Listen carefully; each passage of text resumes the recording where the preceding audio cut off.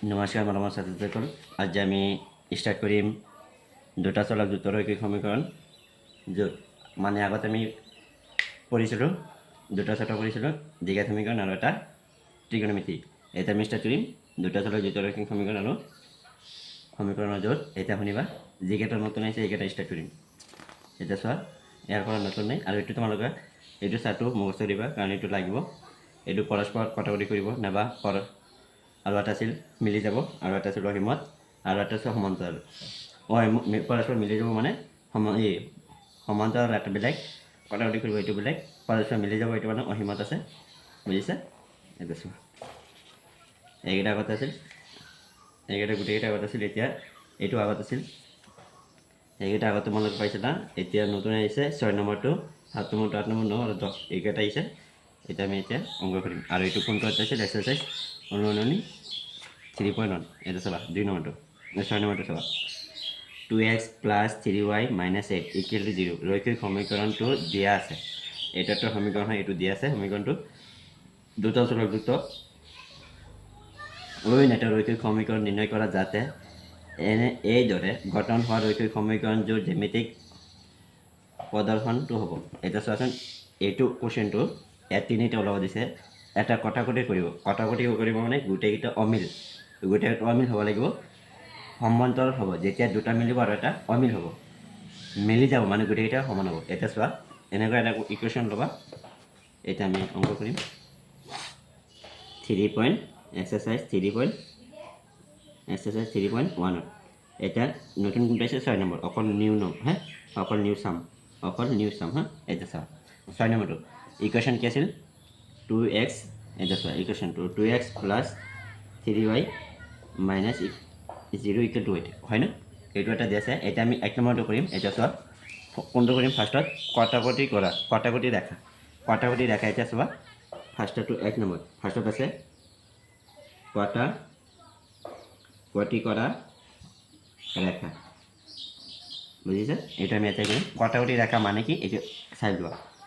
A1/A2 formula তোমালোকে যা is not, এইটো B1/B2 ইজ নট C1/C2। এতিয়া চোৱাচোন, গোটেইটো অমিল মানে কি এটা আনটোৰ লগত মিলা নাই। এতিয়া চোৱা, ইয়াত কি আছে? A1টো দি আছে, A1টো দি আছে 2, B1টো দি আছে 3, আৰু C1টো দি আছে -8 ন, -8। এতিয়া চাই লোৱা, এটা দি আছে, অন্য এটা ওলাব দিছে। অন্য এটা ওলাবা যাতে এনেকুৱা ওলাবা যিটো অসমান হয়, মানে এটাৰ লগত আনটো নিমিলে। পিছে কি ধৰিবা? A2 ধৰিবা, ছাপ'জ 4 ধৰিলা, B2 ধৰিলা 7, C2 ধৰিবা 9 ধৰিলে হ'ল। মানে না এনেকুৱা সংখ্যা ল'বা যাতে এইটোৰ লগত এইটো নিমিলে। এতিয়া চোৱাচোন, A1/A2 = কি জানা? 2/4। এইটো কাটাকটি কৰিলে কিমান হ'ব? 1/2, ইকুৱেশ্যন 1 ন। আৰু এটা আহিছিল B1/B2, এইটো কি ক'ব লাগে? 3/7 = 3/7, ইকুৱেশ্যন 2। এতিয়া চোৱাচোন, এইটোৰ লগত এইটো মিলা নাই ন। যদি মিলিলে হয় পিছে 1/2 আছিল, ইয়াতো 1/2 ওলোৱা হয়। এতিয়া আৰু এটা ওলোৱা এতিয়া C1/C2 ন। এতিয়া কি হ'ব? ইয়াত কি আছে? -8/9। এইটো কাটাকটি কৰিলে নহয়, পিছে কি হ'ব? -8/9, ইকুৱেশ্যন 3 ন। এতিয়া চোৱাচোন, এনে পাইছোঁ। এতিয়া আমি কি সমীকৰণটো পাম? এটা সমীকৰণ দিছে, আৰু এটা সমীকৰণ পাম। কি পাম কোৱা? এইকেইটা ল'বা। কি হ'ব? 4x + 7y + 9 = 0। এইটো এটা সমীকৰণ, এইটো সমীকৰণ। এতিয়া বাকীকেইটা পাৰিবা। বাকীকেইটা মই অলপ বুজাই আছোঁ, তোমালোকে ইয়াতে চাবা, মই ইয়াতে বুজাই দিম, তোমালোকে কৰিবা। এই 2 নম্বৰটো আছে সমান্তৰাল ৰেখা। সমান্তৰাল মানে কি জানা?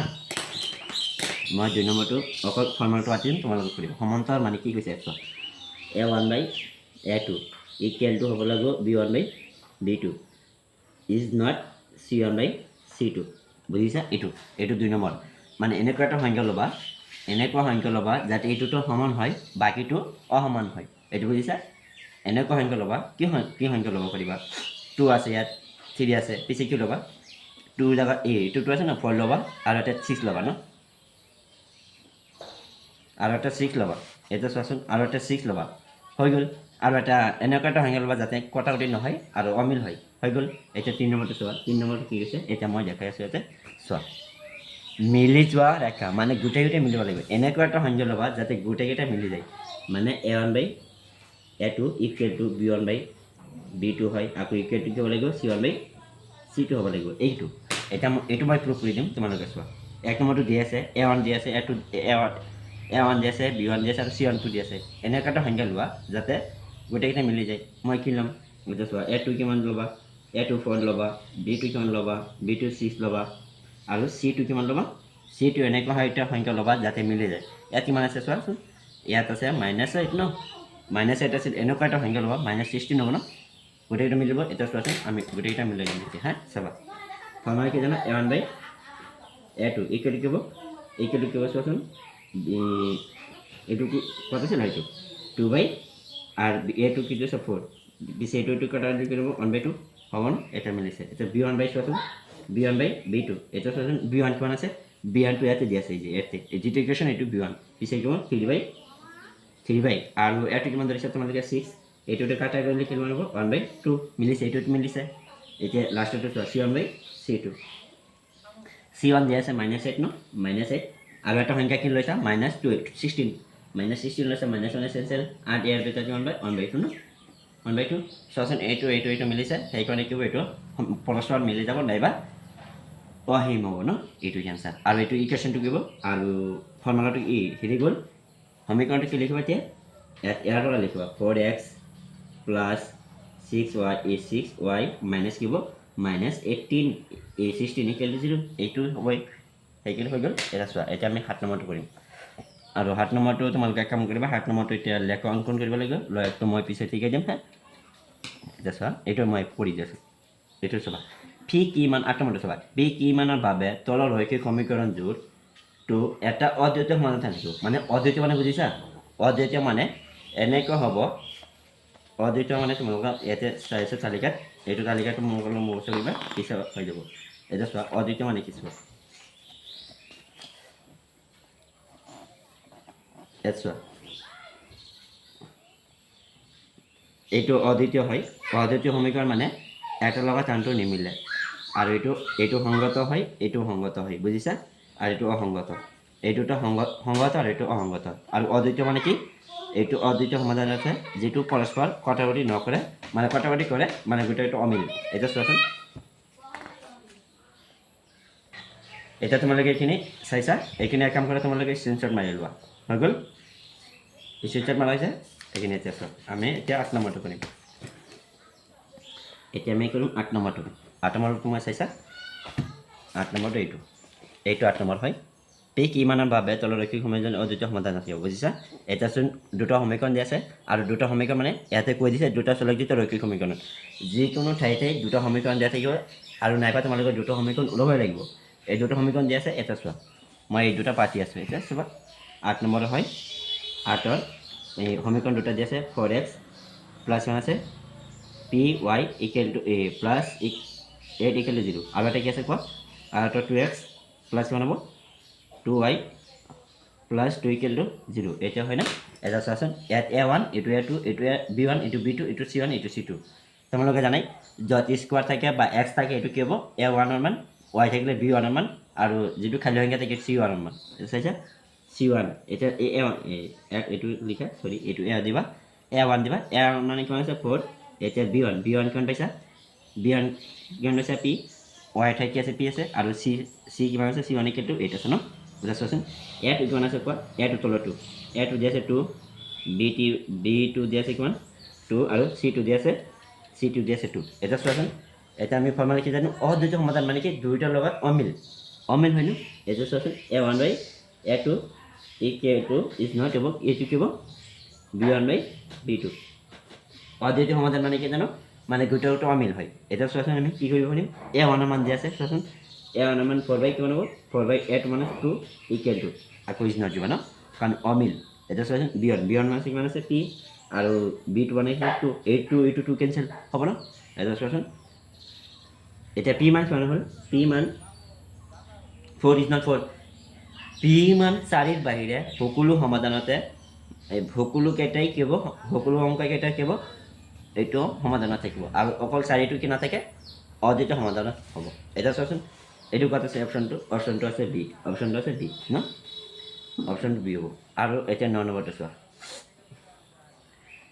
9 নম্বৰটো কি হৈছে তলৰ কোনকেইটা সমীকৰণ অসীম সংখ্যক সমাধান থাকিব অসীম সংখ্যক মানে বুজিছা গোটেইকেইটাই মিলি যাব সাপোজ a1/a2 হ'ব ইকুৱেল টু b1/b2 আৰু c1/c2 হ'ব মানে গোটেইকেইটা মিলিব মই যিকোনো এটা কৰি দিম আৰু তোমালোকে মই তিনিটা কৰি দিম আৰু এটা বুজিবা কোনটো হ'ব আৰু চোৱা ইয়াত 2x আছে ইয়াত 3y আছে ইয়াত 6 আছে ইয়াত কিমান আছে চোৱাচোন 4x 6 আৰু এইটো ন মই এটা কৰি দিম আৰু বাকীকেইটা তোমালোকে কৰিবা আৰু মই ইয়াতে ডাইৰেক্ট কৰি দিম এনচাৰ কোনটো হ'ব তোমালোকে জানিবা মই বুজাই দিছোঁ 9 নম্বৰটো চোৱাচোন 9ৰ 1 নম্বৰটো কৰা 9ৰ 1 নম্বৰটো চোৱাচোন 2x আছে মই পাতিছোঁ তোমালোকে পাতিবা 2x প্লাছ 3y এইটো 6 ইফালে আছে ইফালে আহিলে কি হ'ব মাইনাছ হ'ব ন ইফালে প্লাছ আছে ইফালে আহিলে মাইনাছ ইকুৱেল টু কি হ'ব 0 এটা গ'ল আৰু এটা চোৱাচোন ইকুৱেশ্যন কি দিছে 4x plus 4x plus 6y equal আৰু এইটো মাইনাছ আছে 12 ইকুৱেল টু কিমান 0 এটা চোৱাচোন এটা তোমালোকে পাতি দিয়া ইয়াত চোৱা ফাৰ্ষ্টটো থাকিব a1 মান এইটো a2 এইটো b1 b2 c1 c2 a1 কিমান আছে কোৱা a1 আছে 2 আকৌ b1 কিমান আছে b1 আছে কিমান 3 আকৌ c1 আছে কিমান c1 আছে -6 ন আগত মাইনাছ আছে গ'লে a2 ইকুৱেল টু কিমান হ'ব 4 b2 ইকুৱেল টু কিমান হ'ব b2 6 হ'ব আৰু c2 কিমান হ'ব c2 হ'ব -12 ন -12 হ'ব এটা চোৱা আমি ফৰ্মুলা কি জানো অসীম সংখ্যক হৈছে মানে অসীম মানে কি গোটেইকেইটা মিলিব a1/a2 ইকুৱেল টু লিখা b1/b2 আকৌ ইকুৱেল টু লিখিবা c1/c2 ন এইটো চোৱা এতিয়া চোৱাচোন তোমালোকে a1/a2 a1 তোমালোকে পাইছা আৰু b2 a2 লিখিছা চোৱা a2 কিমান আছে 2 আৰু ডিভাইড বাই a2 মান আছে 4 ন a1 to a2 4 equal to লিখা b1 কিমান আছে 3 b2 কিমান আছে 6 ইকুৱেল টু লিখা এইটো কি আছে c1 মানে কিমান আছে 6 -6 আৰু এটা কি আছে -12 ন এইটো মাইনাছ এইটো মাইনাছ কিব কেঞ্চেল এটা চোৱাচোন এইটো 2 এইটো 4 আছে 2 এৰ ভিতৰত এবাৰ 2 এৰ ভিতৰত দুবাৰ ন পিছে চোৱাচোন 1/2 হ'ব ন 1/2 ইকুৱেল টু 3 3 ভিতৰত এবাৰ 6 এৰ ভিতৰত দুবাৰ ইকুৱেল টু 6 6 ভিতৰত এবাৰ 6 12 ভিতৰত দুবাৰ ন এটা চোৱাচোন গোটেইকেইটা মিলিছে এইটো কি হ'ব আমাৰ অসীম সংখ্যক সমাধানত থাকিব এটা 2 নম্বৰটো চোৱা চোৱা x y 4 a1 1 1 1 4 ন 1 -1 2 এই যে চোৱাচোন এইটো মিলিব কাৰণ নিমিলে অসীমত নাথাকে কাৰণ এইটো মিলিছে বাট এইটো মিলিছে ফাৰ্ষ্টত এইটো মিলা নাই এইটো প্লাছ আছে এইটো মাইনাছ আছে সেইকাৰণে কিব এইটো নিমিলে আৰু এইটো মানে তোমালোকে জানে এইটো তাতকৈ বেছি আছে সেইকাৰণে নিমিলে এইটো নহ'ব এইটো সমীকৰণ হৈ গ'ল এতিয়া ডাইৰেক্ট আই থিংক এইটো হ'ব লাগে ন তোমালোকে চাবা এইটো 1 আছে এইটো 1 আছে এইটো -1 আছে এইটো 3 আছে আকৌ ইফালে আহিলে -3 1 আছে আকৌ -7 আছে চোৱাচোন এইটো লাষ্টত মিলাই নাই সেইকাৰণে এইটো নহ'ব x প্লাছ y ইমান আছে আৰু এইটো x আছে এইটো মিলা নাই ফাৰ্ষ্টটো আৰু ফাৰ্ষ্টটো মিলা নাই পিছে এইটো অসীম সংখ্যক নাথাকে একেটা নহ'ব পিছে চোৱাচোন অপশ্যন কোনটো হ'ব অপশ্যন হ'ব এ নম্বৰটো ন এতিয়া চোৱা এতিয়া 10 নম্বৰটো চোৱা 10 নম্বৰটো চাবা এই প্ৰশ্নটোত উক্তি এয়া দিয়া আছে আৰু এটা উক্তি দিয়া আছে আৰু যুক্তিটো দিয়া আছে এতিয়া চোৱা উক্তি আছে সংক্ৰান্ত এটা বাক্যৰ পিছত যুক্তি সংক্ৰান্ত আন এটা বাক্যৰ দিয়া আছে উক্তি এ আৰু যুক্তি আৰ বিবেচনা কৰি তলত বিকল্পসমূহ বাছি লোৱা মানে এনেকুৱা এটা ইকুৱেশ্যন দিছে মানে দুইটা দি আছে ইকুৱেশ্যন 1 আৰু ইকুৱেশ্যন 2 এটা চোৱাচোন তোমালোকে উক্তি এ দি আছে আৰু যুক্তি দিয়া আছে উক্তিটো দিয়া আছে সমীকৰণ 2x - 3y = 0 অসীম সংখ্যক সমাধানত আছে তোমালোকে কৈছে মানে এইটো দিয়া আছে পিছে কি হ'ব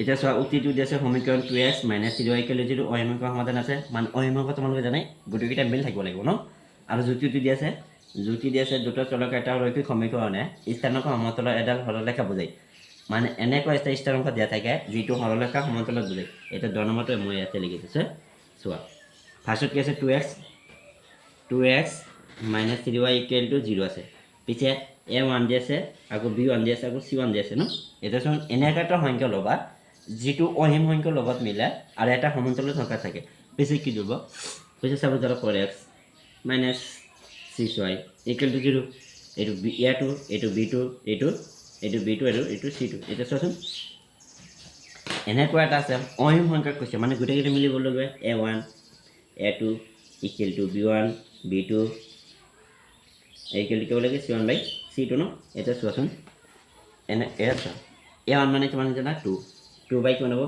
আৰু কিমান ধৰি দিছা 4 ইকুৱেল টু কিমান আছে -3 ডিভাইডেড বাই কিব -6 ইকুৱেল টু 0 বাই 0 ন কাৰণ 0 বাই 0 ন কাৰণ এটা 0 আছে এটা 0 পিছে চোৱাচোন এইটো কিব 1 বাই 2 হ'ব ন কাটালে কৰিলে ইয়াত কিব মাইনাছ কেঞ্চেল হ'ব 1 বাই 2 ইকুৱেল টু 0 এতিয়া চোৱাচোন এইটো এটা অহিমুখ সমাধানত আছে অহিমুখ সমাধান আছে ইয়াত যদি 0 নাথাকিলে বেলেগ কিবা থাকিলে হয় পিছে কি হ'লে 1 বাই 2 হ'লে হয় পিছে চোৱাচোন এই দুটাই আমাৰ সত্য ইয়াত কোনটো হ'ব চোৱা দুইটা সত্য আৰু দুইটাই বাক্য আছে চোৱা উক্তি এ আৰু যুক্তি উভয় সত্য আৰু যুক্তিটো উক্তি ব্যাখ্যা আছে বা এ শুদ্ধ ব্যাখ্যা পিছে এইটো কি এইটো হ'ব লাগে বাকীটো চোৱা তোমালোকৰ নহয় উক্তি আৰু যুক্তি এক উভয় সত্য কিন্তু যুক্তিটো এইটো ব্যাখ্যা নহয় কাৰণ ব্যাখ্যা আমি কৰিছোঁ ইয়াতে ব্যাখ্যা কৰিছোঁ চোৱাচোন এইটো বাক্য হয় ন বাক্য যদি বাক্য নহ'লে পিছে এইটো নহ'ল হয় এইটো নহ'ব আৰু এই দুটাটো নহ'বই পিছে চোৱাচোন উক্তি এইখিনি আজিলৈকে থাকক আৰু বাকীকেইটা মই কালি কৰি দিম